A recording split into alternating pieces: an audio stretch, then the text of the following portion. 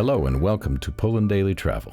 I'm Will Richardson. In the next few episodes, we're going to take you on a journey north from Warsaw. We'll be stopping at the legendary Battle of Grunwald battlefield. This battle signified one of the most important moments in Polish history. From there, we'll head north toward the coast to stop at a small village called Kadyń. It was there that Kaiser Wilhelm had his summer palace. Today, it's a pleasant spa hotel with stables and a ceramics factory. Not to forget, a very pleasant Polish-style restaurant.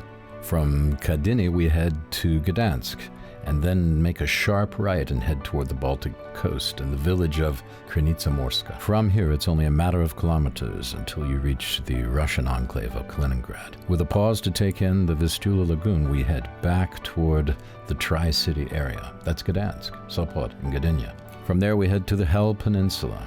This is a truly eye-catching area. The peninsula juts out into the Gdansk Bay. The coast here is 20 miles long, with white beaches and the beautiful Baltic Sea. On the way back to Warsaw, we stop at the ancient village and now town of Tczew, which is situated on the Vistula River. There's a bike path from here that runs all the way to Romania, they say. Haven't tried it myself yet, but sounds adventurous. So there we are, a nice 3 or 4 day trip for you when you come to Poland. Poland Daily Travel, as the Beach Boys say, we get around. Thanks for watching. Hello everybody and welcome to another edition of Poland Daily Travel. I'm standing on the battlefield, or what was the battlefield once, in Grunwald. Took place, this particular battle, this seminal battle in Polish history, on the 15th of July in 1410. That's 610 years ago. Probably on a day something like this. What did Grunwald mean? It was a victory for the Polish nobility with their Lithuanian allies over the Teutonic Knights, the Prussians. And what did it mean? It meant, finally, the cementing of Polish identity and the idea of the larger Polish nation. And it went some ways to forming Lithuanian consciousness as well. And it led to the Polish and Lithuanian kingdom, which was a force in Europe for almost 350 years from that point. The Teutonic Knights, for their part, lasted for another 50 to 100 years and gradually became what we knew over time, over many centuries, as the Prussians. The result of the battle was, in human terms, that the Poles lost about 1,000 men out of their entire force of perhaps 30,000. The Poles and the Lithuanians. They lost about 1,000 men. And the Teutonic Knights, for their part, lost, well, some estimates as much as 15 to 16,000. It was probably more in the neighborhood of 8,000. So it's a crushing and very surprising defeat. Remember, the Teutonic Knights came into this battle thinking they had no chance to lose, completely overconfident and overbearing, if you will. But still, they had been quite a force in this area. They had established castles all the way from near the Lithuanian border to Malbork, the major castle, which is now known as Malbork, and one of the largest castles actually in the world, built at that time or existing today. So the Teutonic Knights made quite a stamp on this area, so much so that you still feel the imprint and the architecture and the castle fortress remains.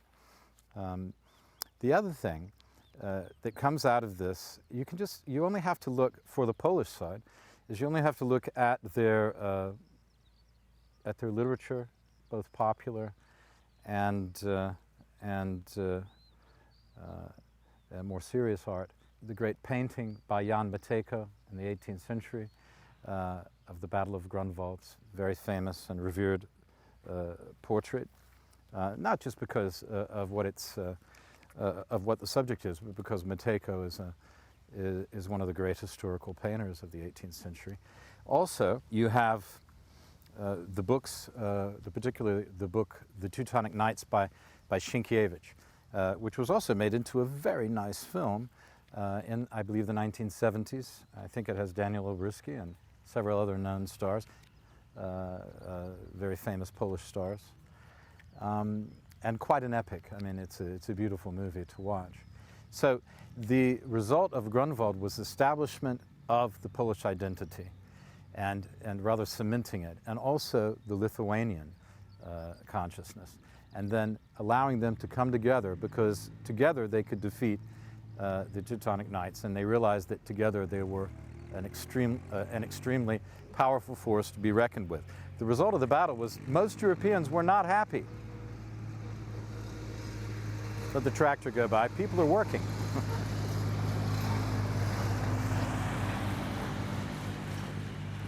You may have seen he was plowing up over here just before we started, and a bunch of storks came in. I was just telling the cameraman that the national bird of Poland is the eagle, but it might just as well be the stork, because they're revered.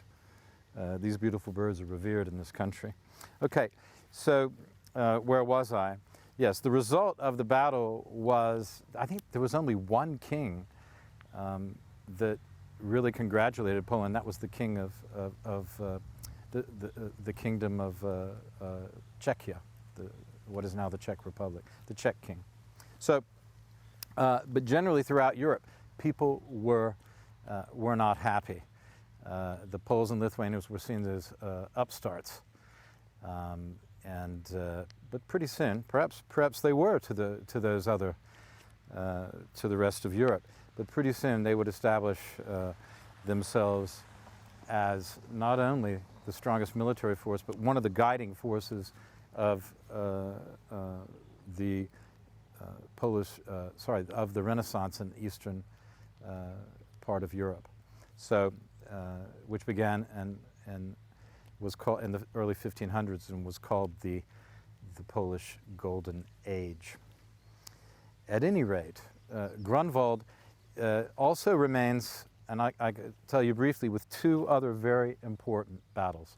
One of those is the Battle of Vienna, which I believe was 1563, thereabouts, where the Polish king, Jan Sobieski, managed to defeat the most powerful army in Europe at that time, when the winged hussars came down the hill in their tens of thousands and rode eventually right through the Turkish encampment and destroyed the Turkish army physically and morally. That was a great victory which saved Europe from invasion by the most powerful army at the time, what was thought to be, which was the Turkish army or the Ottoman army. And then, of course, the Battle of Warsaw, which we are celebrating, and we'll be talking about that later, which we're celebrating 100 years anniversary. So there you are. Three incredibly important battles. Of course, the Battle of Warsaw in 1920 stopped the Bolshevik invasion of Western Europe. So Grunwald, the Battle of Vienna, the Battle of Warsaw, they're all about 300 to some years apart, and that's interesting too. Okay, here we are on the field at Grunwald, and we're being in touch with history. It's also a great walk. If you come here, it's a wonderful walk because they have a lot of paths around here, and you can get a real sense of the battlefield and even get some detailed map that tells you exactly where people were placed throughout the area during the battle. Anyway, I love battlefields. I love these great moments of history, and it's always been something that I like to see when I travel. I don't know if you're like me, but I hope that this makes some impression on you, because it's very important in Polish history and in the history of this part of the world, and also in Prussian history, I might add. Okay. Oh, I will mention just one thing in passing: the Battle of Tannenberg.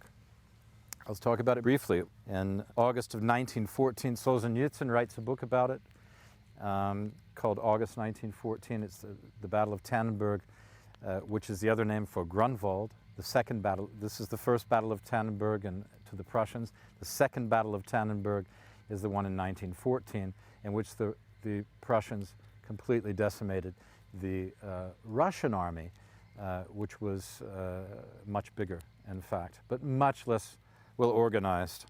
And then, to commemorate that battle, that victory, because of the Battle of Grunwald in 1410, later in the 1930s, I think it was 34, Hitler built a huge monument to Hindenburg, which is now destroyed, not that far away. So this area is really the fault line between Prussia and Poland, and it has been fought over in those particular battles.